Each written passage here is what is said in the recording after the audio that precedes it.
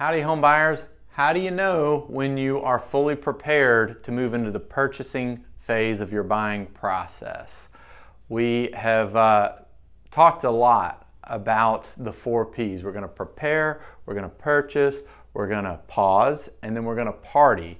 And that's how we can make sure that we buy a home and we buy it well. And we've spent what may be an inordinate amount of time on the preparation phase. And so how do you know when you're done with that and that you've done it well enough to proceed into the purchasing phase? We're going to answer that question right now with this video.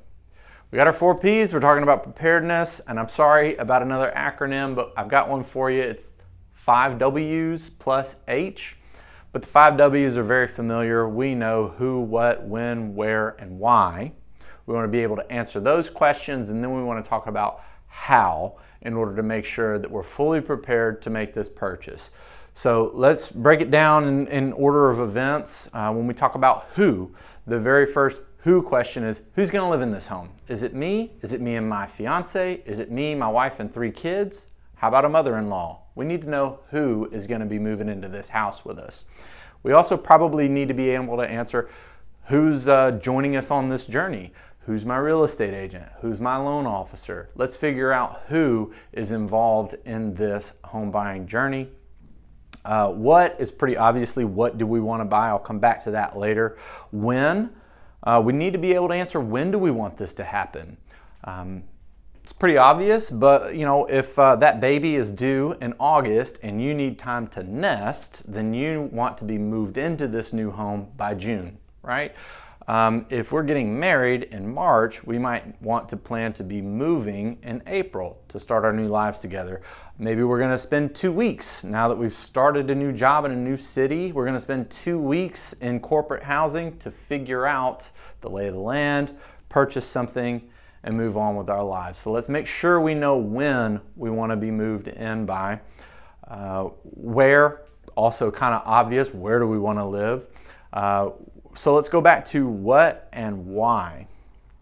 See, to me, I think that it's important to understand what you're looking for, what kind of size you need, what neighborhoods you like, these kinds of things, but then decide why are those things important to me.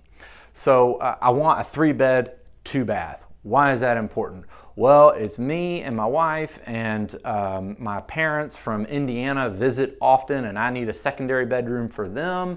And then I also need them to have their own bath. That's the 2 bathrooms requirement. And I work from home, so I need a 3rd bedroom.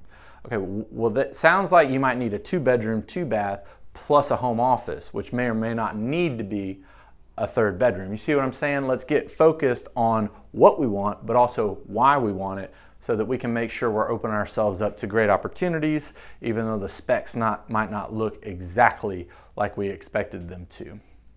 So who, what, when, where, why, and then we're going to talk about how.